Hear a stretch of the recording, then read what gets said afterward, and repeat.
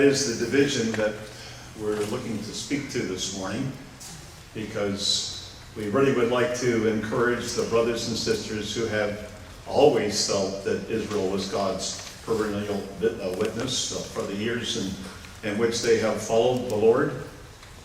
And then there's young people who have just got to know their history, the history of the Jewish people, because there is really not much that will be of a greater witness than what has happened to those people, and largely in the lifetime of people who are assembled here this morning. We really are a very privileged group, that many of us can reach back to events that have taken place that have been so significant in fulfilling Bible prophecy.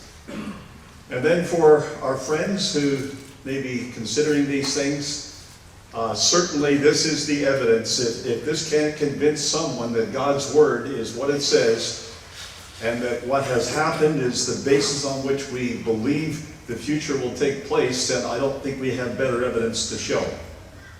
So it's an exciting thing to have a prophecy day where we talk about the people, the children of Israel, and their witness. The Watchtower, however, is a little competition for this, because they claim to be Jehovah's Witnesses. And for those of us who know where the word Jehovah came from, then we certainly know what they are intending by that phrase. Although, as we have learned from the pronunciation of the word and the root of the word, we would not expect that people would understand God's name if they stayed with Jehovah and didn't understand the word Yahweh. But in Brooklyn, there it is, the Watchtower building announcing Jehovah's kingdom. And it's interesting to just note a couple things about the history of the name Jehovah's Witnesses. If you go back to 1931, this is just reading it from a very popular encyclopedia. I have no reason to believe that we should doubt this, but on July 26, it says, in 1931, at a convention in Columbus, Ohio, Rutherford announced the new name, Jehovah's Witnesses, based on Isaiah 43, verse 10, which we just read. Ye are my witnesses, saith Jehovah, and my servant whom I have chosen, which was adopted by resolution. Rutherford said he was inspired to select the name to distinguish his group of Bible students from other independent groups that had severed ties with the changing Watchtower society. And just again from a book that Jehovah's Witnesses would like people to read, Let God Be True, 1946, it states, the facts and prophecies prove that the natural Jews will never again be a chosen, regathered people. They have as a people flagrantly rejected the Messiah, his truth and his kingdom.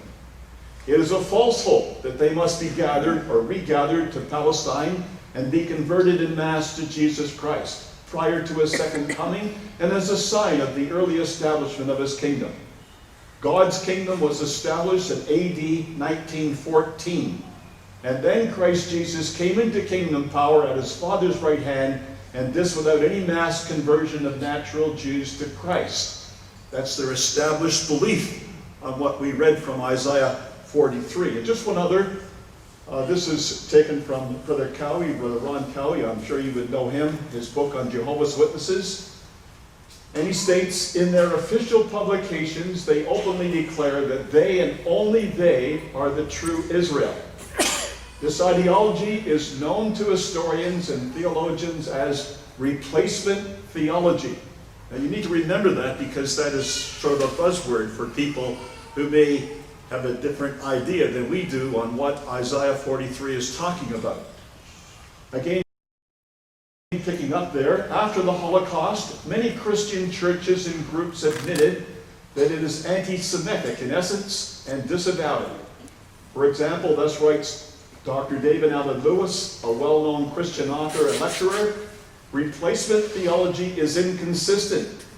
It places all the curses of the Old Testament on the heads of the Jews today and transfers all the blessings to the new Israel, the church. Replacement doctrines are theological anti-Semitism. So it's kind of important to just see what we mean when we talk about God's witnesses in terms of what other people think and what we can reason ourselves from in Isaiah 43. But I'm sure that the great majority of us would believe that when we read Isaiah 43 verses 9 to 12, and in particular this verse 10, "Ye are my witnesses, saith Yahweh, and my servant whom I have chosen, that you may know and believe me, and understand that I am he. Before me there was no God formed, neither shall there be after me." And again in Isaiah 41, "But thou, Israel, art my servant, Jacob whom I have chosen, the seed of Abraham, my friend." Now this is referring to the nation of Israel, who were the literal descendants of Abraham. And it's important to understand that the witnesses that God speaks of in this chapter are not witnesses by their own right. In other words, they go out and they go door to door and they witness. Now, the witnesses that he's speaking about here are witnesses that God is God. So that if the very first thing you do is get it wrong as to who God is and what the witness is really all about, you can see that it puts the whole thing, or at least the whole witness, in doubt. And that's why I believe it's important to know that distinction before we get into our subject. For instance, typical witnessing in the Bible. Deuteronomy 31, verse 19. "Now therefore write ye this song for you, and teach it to the children of Israel. Put it in their mouths, that this song may be a witness for me against the children of Israel." The witness is God's testimony concerning the outcome between himself and his people. So we read the Bible and we see what God has said against what happens, and that gives us reason to give thanks to God that in our day, in our generation, we have such open testimony. So the witness that we're speaking about at the end of everything we say is to witness that there is a God in this world who's active. He's active primarily with the people of Israel, even though they don't want to be witnesses. See, that's a difference, a prime difference between the group Jehovah's Witnesses and the Jews, God's true witnesses.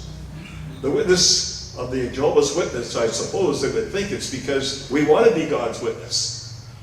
But the witness of the Jews is whether or not they want to be God's witnesses is really a question. It's they witness whatever they do, because their history is written in the book of the Scriptures. The subjects involved prove the testimony right while acting as unwilling witnesses themselves.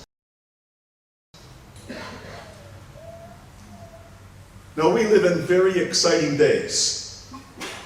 To live in since the formation of the state of Israel and going back here about 100 years ago, we're talking basically about sand dunes. Now you think there's 2,000 years of history roughly there, where people never saw this evidence. They saw what God's word said would happen, but they haven't seen what we've seen. Now wouldn't you expect that people who've actually seen much of what God spoke about would be more active, would be more thrilled, would be more likely to go out and to talk to other people about what this really means to them? I think you can see that God expects much more of us. And in particularly as we get closer and closer to the time, look what he says in Joel 3, verses 1 to 2. "Behold, in those days, in that time, when I shall bring again the captivity of Judah and Jerusalem," and many of us, as brothers and sisters, greatly rejoiced over this when we saw these things happen. I can't remember 1948. I can remember what my parents said about it. I can remember what my grandparents said about it. It was a great time of rejoicing for people who saw that the nations of the world came together for a little window of time to allow the formation of the state of Israel. But I can remember 1967 because in the June War of 1967, I was in this city, Brisbane. And it was one of the most exciting times to be alive for me, because we were talking, we were giving various talks on Israel in this city at the time the war broke out. And if you remember, the the misinformation that came out of the war initially was that Israel had been overrun by Egypt. And then we found out after a couple nights that no, Israel did a pretty good job on shutting Egypt down in the way they opened the war up. And in 6 days it was over. Now that's the kind of thing that I think we've got to remember. Those exciting days. Well, what's he doing now? I will gather all nations and bring them down into the valley of Jehoshaphat, and will plead with them there for my people and for my heritage Israel, whom they have scattered among the nations and parted my land. That's what we can now see God doing. He bringing nations to Israel. So there's a number of things that we have seen, and only very recently seen, as to why nations would be attracted to Israel. And the witness gets brighter, just like the sun gets brighter as it reaches the horizon until we're able to see it. This is the exciting thing about prophecy. Now, I want to take a detour, which is going to take me a little time to go through this, but I never saw this witness when I first of all heard about the Dead Sea Scrolls, and I've been led to believe that not many Christadelphians did either. I only found this out by reading books about the Dead Sea Scrolls as to see just how this came about. So I would say, it's not my own actually description of it, that the Dead Sea Scrolls are the greatest archaeological discovery of all time. Now that's going back to, what, 1947, 1948, up into 1956. So a lot of us were living in 1947. So we are being given a particularly strong witness of God at work through what we can see.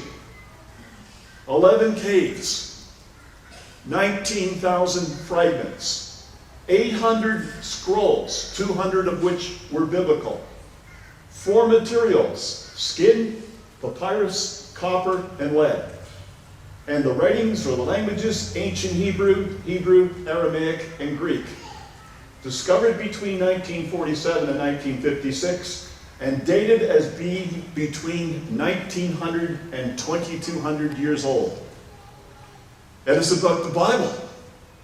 Well, why wouldn't we have been excited about this? Why wouldn't we have tried to get every little bit of information we can about what those scrolls said? And if any of you have tried to do that, it's been very hard to find evidence about it. We can find sort of the surface evidence, but we haven't found too much evidence about the scrolls until just recently. If you've been to Jerusalem, you'll know how the Israeli government has set up a museum for this. It's called the Shrine of the Book. And you can see it just through the trees there, that little top. It looks like the top of a jar. And this is from a rose garden just opposite the Knesset building. So it's front and center, this discovery of the scrolls. If anybody wants to research this a little further, these are the 2 books that I used.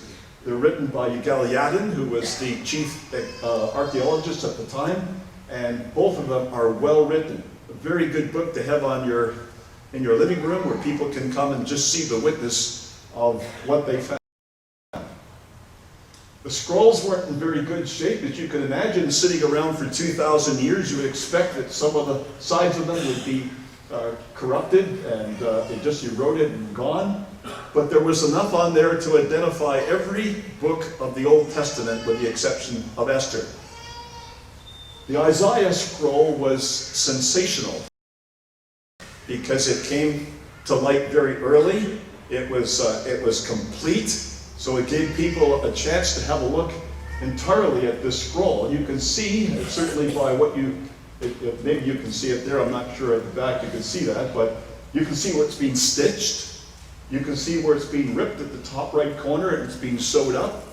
You can see little marks on the side where someone's went through and made some marks on it for whatever reason.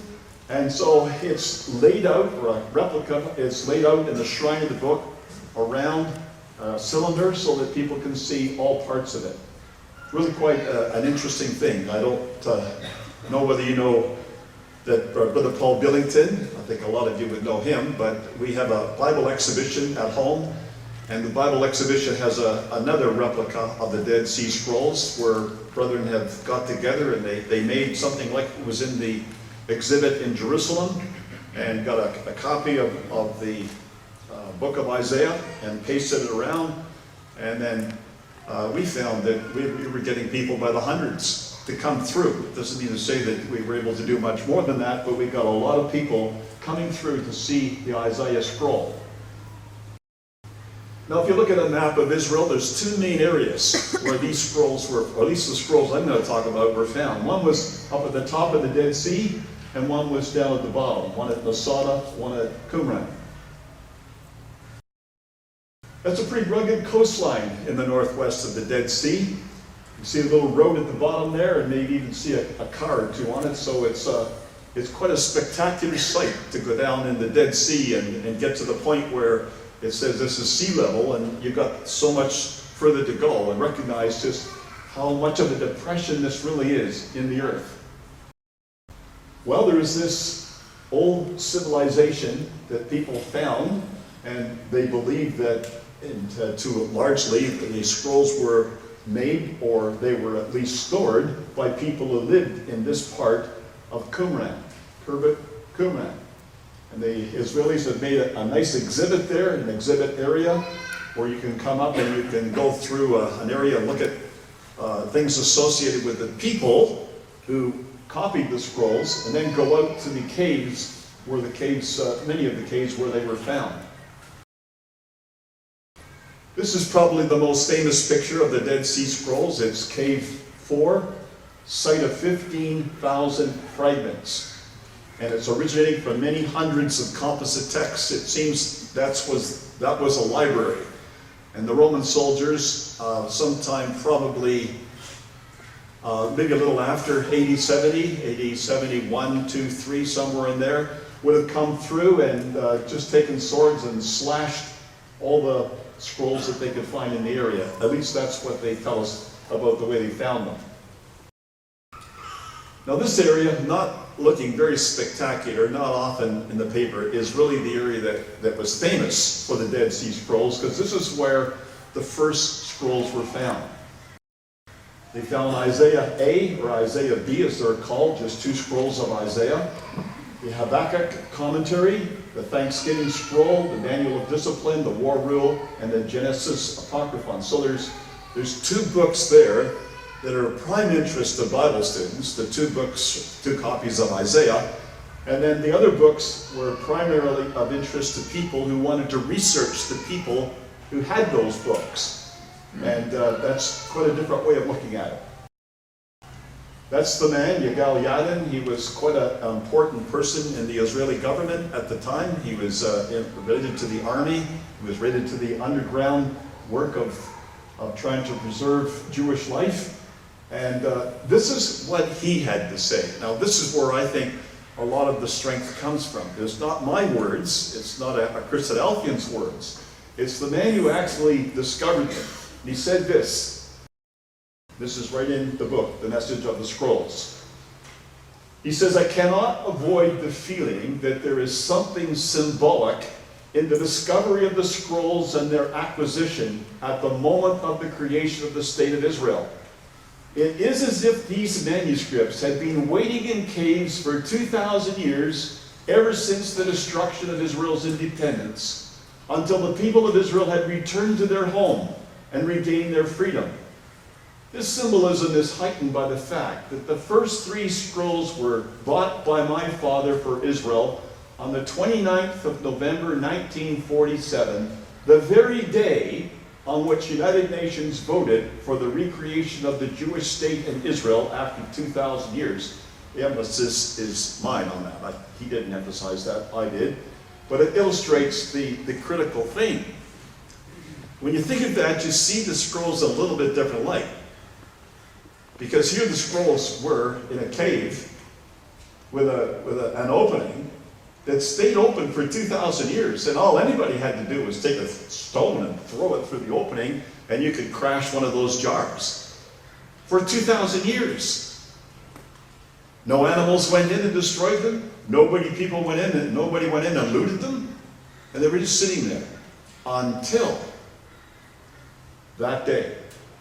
Well, it led up to that day, because it was maybe a week or two before that the scrolls finally got from the Bedouins to an antiquities dealer across Jerusalem to a professor that they knew in the Jewish university who could examine them, because no one could read them, and they thought they were fake, because no one believed the scrolls could exist that long and still be readable.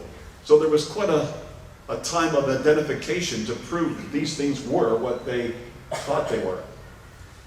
Well, the thing is, this is the way God works. And you see, Bible students see this, and people who don't know their Bibles miss it entirely. But in Exodus chapter 12, verses 40-41, it says, "Now the sojourning of the children of Israel who dwelt in Egypt was 430 years. And it came to pass at the end of the 430 years, even the selfsame day, it came to pass that all the hosts of Yahweh went out of the land of Egypt." That's our God. And you see, it's a fingerprint of our God. He does things exactly on time. So when you come back and you look at whether this is a coincidence or prophecy being fulfilled, you need to answer these questions, or at least look at these points. A scroll of Isaiah was placed in a jar in this cave sometime while the land of Israel was being destroyed by the Roman armies. That's back in AD 70. Either a little bit before it, possibly a little bit after it. About 2,000 years passed without the scroll being discovered or disturbed. Then, while one of the main prophecies in the scroll was being fulfilled, it was rediscovered in 1947. I think that's the evidence of the touch of the divine hand. But it's only there for people who know the Bible to see it. Those who have it, they get more. And those who don't have it get nothing. And that's why Bible students, I think, really rejoiced around the Dead Sea Scrolls, just to see the timing. It just happened so exactly, so precisely. And you'll see as I go on, there's even a few more things that we'd want to consider. When you go to Jerusalem and you look at the new city, and you see there's the Knesset building, the Parliament buildings, and here's the university, not the university, rather the museum complex of buildings, and there's the Shrine of the Book right there. So it's something that if you ever get to Jerusalem, ever want to go through that, it would take you a good day to go, well, maybe even more than a day, to go through that museum complex and the Shrine of the Book. Shrine of the Book is a little bit disappointing for people to know their Bibles, because what I expected when I went in there was that they were going to make something of the book of Isaiah. They would talk about the prophecies of the book of Isaiah, not a mention. What was highlighted in the Shrine of the Book was the history of the people who had actually hidden the book, or hidden these scrolls, or were looking after the scrolls in the library. And it was just all about that. It takes Christadelphians who know this to show people what is the significance of those scrolls. And how it is that with all these things happening in the world, and Israel coming back to life after all those years of dispersion, and here we find a scroll that's talking about it, one of the scrolls, and it's found just at the time it's going on. That's the hand of God. At least for me it is. The Shrine of the Book is an interesting place. It's not hard to understand, sort of some of the way it's presented. There's just a big black wall separating as you go down into the exhibit from the top of it, which is the top which sort of marks it in Jerusalem, the top of what would appear to be a jar in which the scrolls were hid. So if you get behind the black wall, you don't see anything, and then suddenly it's there. And that seems to me to be a good display of it. Now, let's see where else you can go with this. This is also in the same book. You can get this book on Amazon, used books, and very cheaply. If you just go on Amazon, used books, and look for that title with that author, Yegaliadin, and you can find this for yourself. I would say that's a good book to have in your library. The great antiquity of the Dead Sea Scrolls. He says, "Thus we know that even from the second source, the Septuagint, we have not full texts of the Bible earlier than the 4th century AD. In the light of that fact, it is easy to appreciate the great importance of two Isaiah texts discovered among the Qumran scrolls.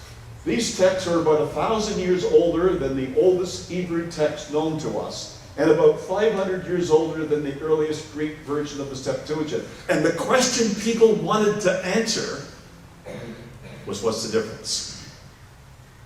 Because we've been told that if people had those old scrolls and they copied them, and they copied them, and they copied them, that the version that we have now in the 21st century couldn't possibly be like the originals, just because of the errors that would creep in.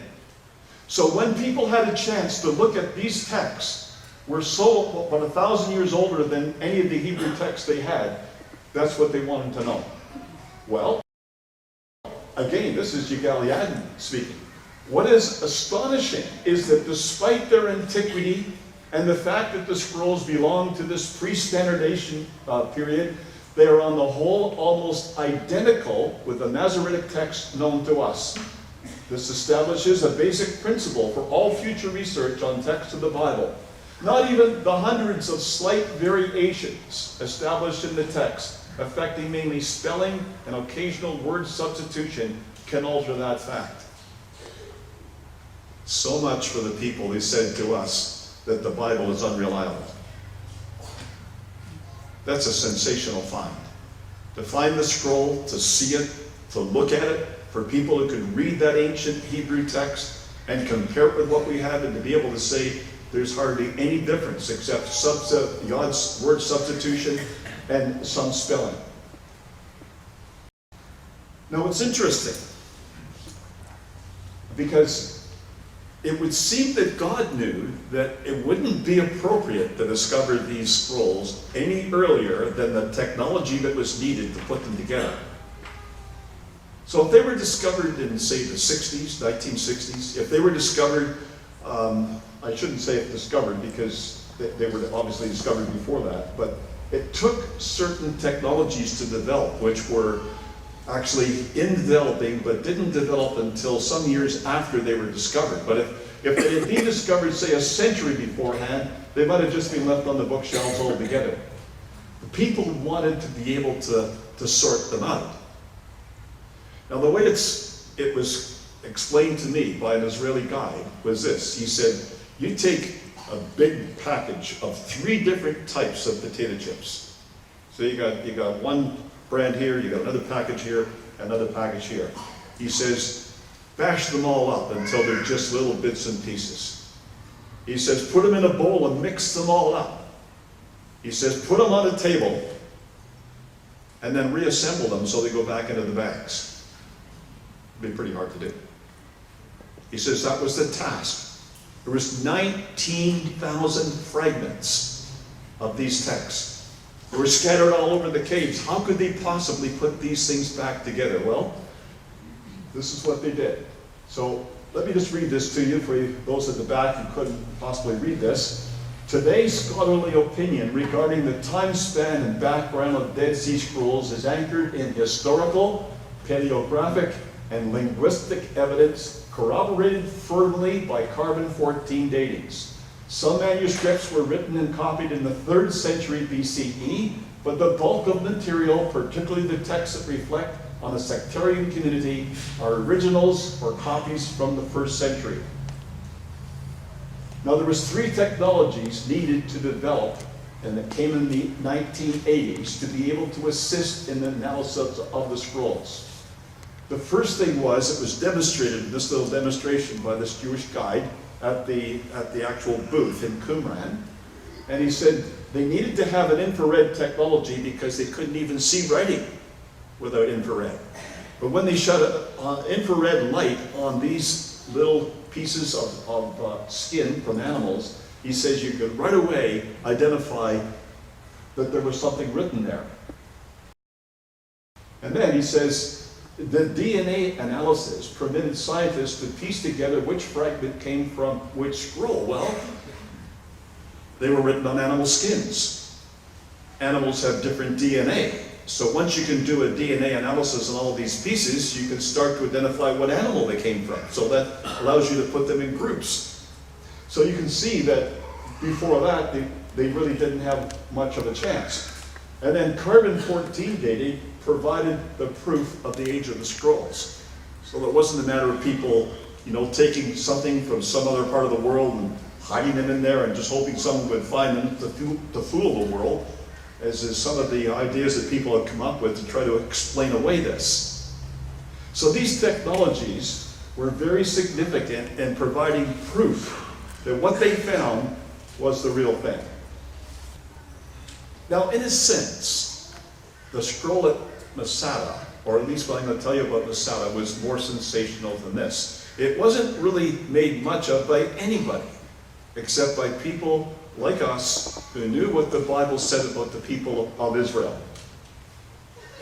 Now, Masada, at the bound part of the Dead Sea, is really a magnificent structure. It just looks like a big cliff until you get around to this side to see that white mark.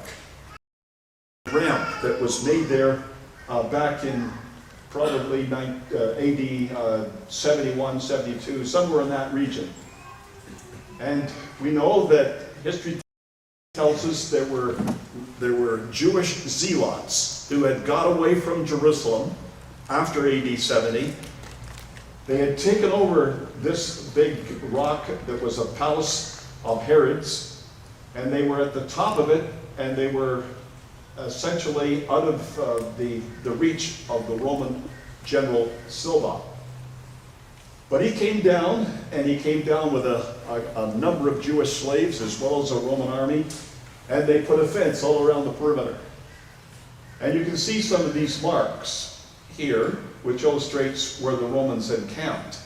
So all that's there because really there was nothing happened. The land was left vacant since this all happened, and you go back there and just see it almost as it happened and as it was left. Here is a little example at this place where the chairlift takes you up of what the Roman wall may have looked like when the Romans came and established it to protect them during the night. And I'll just read this. I don't want to take too much time on this because this is what the Israelis make of Masada.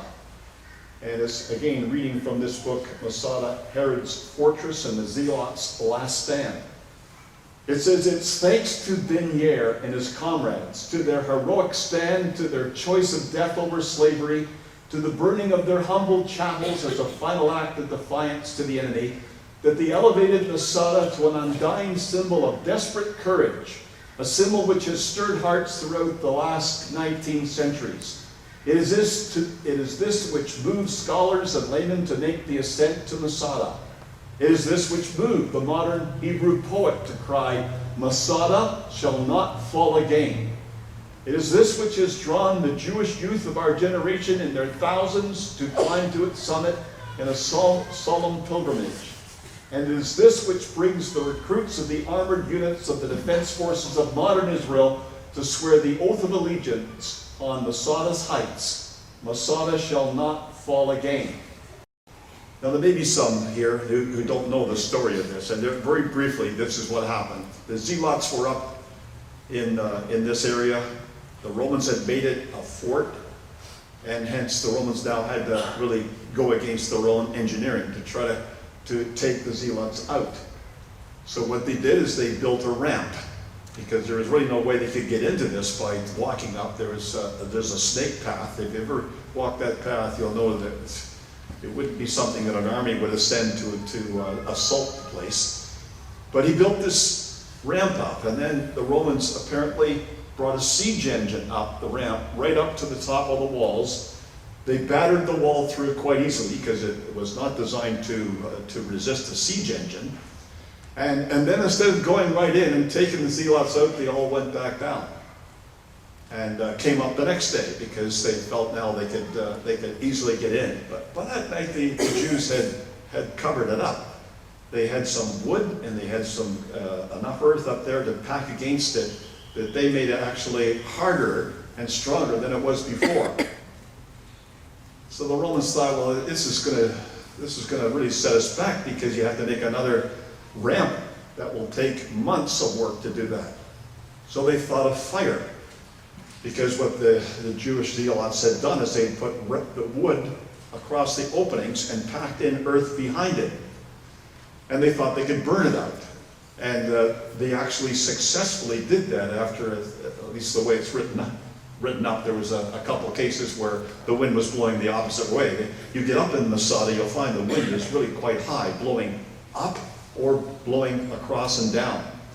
So they managed to burn it out. They went back down and came up the next day. Well, the next day they went in and there was nobody alive.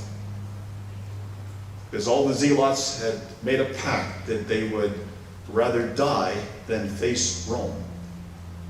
And so every man went back to his household, and he was responsible to kill his wife and his family. And then when they came back, they chose lots, so that there would be finally just one man left, who would then burn what was left and kill himself. When they came out, they were all dead. And that's what the Jews are talking about here. Masada shall not fall again. And take all the young Israelis up there to swear the oath of allegiance on Masada's heights. Well, Sister Dorothy and I went up there and walked around just to see this place, because I really thought there was something here worth seeing.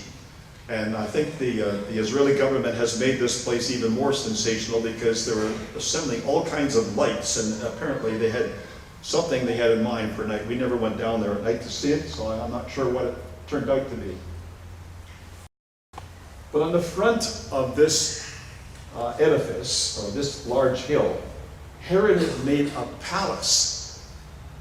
And you can go in and look at the little tiles that he had, that it was beautifully plastered and colored. There were all kinds of resources, water resources in there by Roman engineering to get water in there. It was a palace. And when Yagaliadin went down here to try to find scrolls, he thought there just might be a synagogue on the wall. And they did spot something that looked like it, because it was a spot that was facing Jerusalem. So they went to here, into this spot, to see if they could find any scrolls. Now, you need to know the idea of a geniza. That is the idea of how the Jews would dispense with old scrolls that are no longer of any use. Like, how would you get rid of your old Bibles? Have them still, which is quite likely. The people never throw them away. They're still there in your house somewhere in a box. Well, people just don't like throwing away an old religious book, and so what the Jews did is they buried them, and they called it a geniza. And a geniza would be likely associated with a synagogue. So they looked around, they didn't find anything, but they thought, well, maybe just check the floor. So they tore up the floor. And when they checked the floor, they found there was a couple places that looked like the earth had been moved and restored. So that was the sort of the clue. There's likely something buried there. And this kind of digging required something a lot more that happened, because there wasn't any digging required in these other caves. So they were in jars. The scrolls were in jars, and they went in there and took the jars out, and the scrolls were quite well preserved. But this was a place where they were buried. They had to dig, so very carefully. It's almost like with a toothbrush and a little pick, and they're digging down, digging down. Well, they had to get down about 3 feet until they found this. Now, you might be able to see a little bit of what appears to be writing there, because there was no scroll, there was no jar, but there was enough to illustrate that something written had been there. And lo and behold, what it says is that it was talking about this chapter and this in particular. Now, I just think that's sensational. There's a lot of Ezekiel that could be found. It's a big scroll. But it was the 37th chapter that was found. A little piece of writing. 37th chapter. What does it say? Then he said unto me, Son of man, these bones, don't forget, it's a geniza. It's a graveyard. These bones are the whole house of Israel. Behold, they say, our bones are dried, our hope is lost, we are cut off for our parts. Therefore prophesy and say unto them, Thus saith the Lord Yahweh, Behold, O my people, I will open your graves, and cause you to come up out of your graves, and bring you into the land of Israel. And you shall know that I am Yahweh when I have opened your graves, O my people, and brought you out of your graves, and shall put my spirit in you, and you shall live, and I shall place you in your own land. Then shall you know that I, Yahweh, have spoken it and performed it, saith Yahweh. And they made nothing of it, except just to go back to show you, that's the actual picture in this book. He shows you the picture, and he puts portions of the Ezekiel scroll containing the vision of the dry bones which were found in the second pit under the floor of the synagogue. Now that is something else. To find in a burial ground this chapter that talked about God, restoring them from the grave and the bones coming together and people making nothing of it after 2,000 years of dispersion, coming together like that. That's for us, brothers and sisters, young people. That's for you to know and to tell people, to tell your generation, to tell your friends that this is the evidence why we believe the Bible is God's Word. It testifies to the truth of the existence of the living God. Well, he did say, Ye are my witnesses, saith Yahweh, my servant whom I have chosen, that you may know and believe me, and understand that I am he. Before me there was no God, before neither shall there be after me. Who else, what other power anywhere could do what God did just in that little sample? So I want to just take a little brief sort of a tour of a couple passages, so not many passages, but just to illustrate some of the other things that can be made and have been brought to my attention by other brethren who have done their research. This verse here, Deuteronomy 28, verse 37, Thou shalt become an astonishment, a proverb, and a byword among all nations, whither Yahweh shall lead thee. The first person I heard talk about this was Brother Colin Badger. And he says the word there, byword, is shtenanya, which is a word which means a gib, something pointed. And hence it's a taunt. And surely we hear the taunt associated with being Jewish in our day as well as these days since, when people have actually disobeyed God and gone out into the world. But I remember my dad telling me when I was a little boy in Toronto, and telling me the Sheeny Man's coming. And I didn't know what he meant at that time, the Sheeny Man. Well, the Sheeny Man was this man. The word in the Hebrew became Sheeny. And a Sheeny Man was a Jewish man who was going around with a cart, most often with a horse, and he was picking up things from people who didn't want them anymore. And that's how we assumed he made his living. But that picture there is not Toronto. That's a picture of somewhere in the States. I would have loved to be able to go back and take a picture of the Sheeny Man that I can still see in my mind as he's coming down the street with his horse and his wagon. This idea of hunting and fishing. Jeremiah 16, verse 16 to 18. Behold, I will send many fishers, saith Yahweh. They'll fish them. And I will send many hunters, and they shall hunt them from every mountain and from every hill, out of the holes of the rocks. Well, why would God ever use that expression? Except that he expects us to have a look and see. And, in Kristallnacht, and that was the night in Germany when, in fact, it seemed to illustrate to the Jews, this is coming. There's a great persecution coming. Deuteronomy 28, verse 65 said, And among these nations you will find no ease, neither shall the sole of thy foot have rest. But Yahweh will give thee a trembling heart, failing of eyes, and sorrow of mind. And that was just the beginning, the smashing of the plate glass windows and all the shops in that particular night. But nothing sort of brought this to my attention like that picture. And now this is in Yad Vashem in Jerusalem. And it may be that they have other cars like this on exhibit in various Holocaust memorials around the world. But it was a cattle car on a piece of track.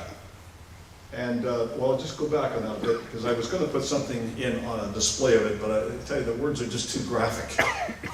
What it was like, where people were crowded into those cars, and it tells you about they were connected and taken from various places in Poland, in this case, and to the death camps.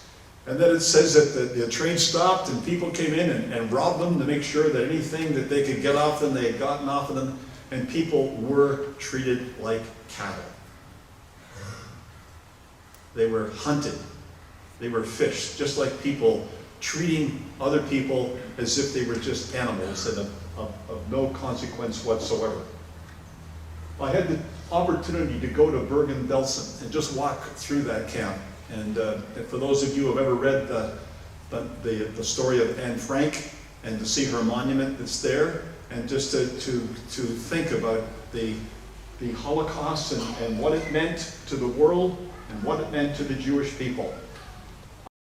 The Holocaust Memorial in Jerusalem is a very interesting display of the Jewish idea of the Holocaust. Sister Dorothy and I went through that twice to see if we could find the word God anywhere in there. And of all the things that the Bible says about what would happen to the Jews, there was no reference to God. It's no wonder that they don't make much out of the prophecies of Ezekiel, of God reviving the nation, when they can't explain this. What happened here is something they don't want to mention in terms of what really happened. So you go in there, and if you're a Hungarian background, you go into the Hungarian sort of exhibit. If you're from a Polish background, you go into the Poland exhibit. And they're very well done, and they tell you what happened in those countries and how the people were taken from there one way or another to these death camps. You know, there's a monument there that mentions there's 2,500 bodies. And that was one of the last camps that people went to and photographed and saw what actually had taken place.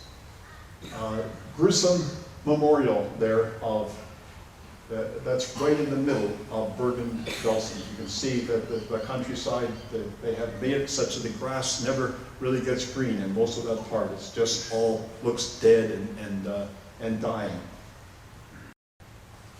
But you see, God said in Ezekiel 36, verses 22 and 23, "Therefore say unto the house of Israel, Thus saith Yahweh God, I do not this for your sakes, O house of Israel, but for my holy name's sake, which you have profaned among the heathen whither you went. I will sanctify my great name, which was profaned among the heathen, which you have profaned in the midst of them. And the heathen shall know that I, Yahweh, saith Yahweh God, shall know that I am Yahweh, saith Yahweh God, when I shall be sanctified in you before their eyes." Now, we know that there's a number of very significant Bible passages in the New Testament with respect to the Jews. I will just move a little faster for the sake of time here, but that's one of them. In Luke 21, where it says in verse 24, "They shall fall by the edge of the sword, shall be led away captive into all nations. Jerusalem shall be trodden down of the Gentiles until the times of the Gentiles be fulfilled." Well, if you walk around Jerusalem, you might not think that the times of the Gentiles is totally fulfilled, because there's a lot of evidence that it isn't.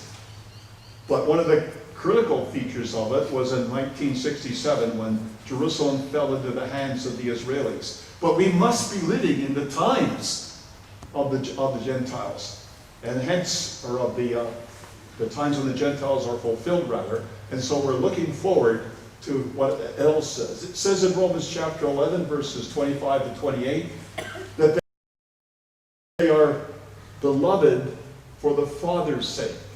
If there was anything needed to answer a Jehovah's Witness claim, or people who aren't sure that they really witness to God, then you can see it in what's written in these chapters in Romans. And, you know, we especially have paid attention to this one. In Romans 11, verses 13 to 15, "I speak to you Gentiles, and as much as I am the apostle of the Gentiles, I magnify mine office. If by any means I may provoke to emulation them which are of my flesh, and might save some of them. For if the casting away of them be the reconciling of the world, what shall the receiving of them be but life from the dead? And that's just one of the tantalizing prophecies of the Bible that would illustrate to us we must be very close to the time of the Lord's return, the time of the resurrection of the dead, and to the time of the rest of the fulfillment of these prophecies. Now, many of us have wondered about this one because it talks about them dwelling safely. In Ezekiel 38, verses 10 and 11, it says that the Gog of the land of Magog would come against them, and it says, he will go up to the land of unwalled villages. I will go to them that are at rest, that dwell safely, all of them without walls, having neither bars nor gates. And it's the most walled place you ever want to visit. There's walls everywhere around Israel. So what do we make of this? Well, when it says that they dwell safely, we do know that it's confidence. And I tend to think that maybe we should be looking in an area like this for what that means. During the most recent war with Gaza, and while rockets were flying over the head of this plant, because this is from Gath. This plant, I guess I must have obliterated the little bit I had on there when I put that title on the bottom. But this is found in Gath, right next to Gaza. And rockets would have been fired over this plant to go to northern Israel. And while they were firing them, the Israeli government and Intel announced a $6 billion expansion of their investment in this plant. I'd say that's confidence. If they were firing that in Canada, if there was rockets firing over any place, they would be not thinking of expanding that plant. They'd be thinking of replacing it, repositioning it somewhere else. But that's not Israel. And even though it seems to be beyond reason to see that people would do that, they did it at that very time. I think God tells us by these little inconsistencies to pay attention to what's going on. I'm sure every one of us know what's happened, which 50 years ago we were scratching our heads over. Like, where's the spoil? What is it that's going to attract someone down to little Israel? Well, that's changed. To take a spoil, to take a prey, to turn thine hand upon the desolate places that are now inhabited, upon the people that are gathered out of the nations, which have gotten cattle and goods and dwell in the midst of the land. And with the great discovery of oil and gas there, we now see ships like this going around the world taking liquid natural gas to various ports that are being set up for it. Which means that Israel, with those two large gas finds they had out in the Mediterranean, could very well be an attractive spoil. And who knows how this is going to unfold, brothers and sisters. But we learned that lesson, didn't we? When in the 60s, and in the 70s, maybe even into the 80s, we were seeing Russia or the Warsaw Pact countries and the NATO countries. We see sort of the boundaries there. We might have expected at that time that the only way that boundary would come down would be through war. And then the Berlin Wall came down. And then the Soviet Union disbanded. And then many of the nations in Eastern Europe, without firing a shot, just changed sides. And it was unexpected. So we maybe back off a little. I'm sure brethren in our area have learned to do that from how these things will happen. But we know they will happen. So there's a spoil we never saw before, but whether this is the real spoil or whether something else has got to show up, we don't know. It's just encouraging to see that there is something to answer that question. What is the spoil? Well, it very well could be oil. But when you see a man like President Putin on the world stage, who is willing to go into the Ukraine, willing to go into and take Crimea because there's so many Russian citizens there, you think, Israel has got a large share of its population are Russian-speaking people. And it probably would occur to you to think that there could be other reasons why this Gog of the land of Magog would come down to take a spoil. And I leave this with you with this last slide, brothers and sisters, because this hasn't happened yet. But what a time it will be when it does happen.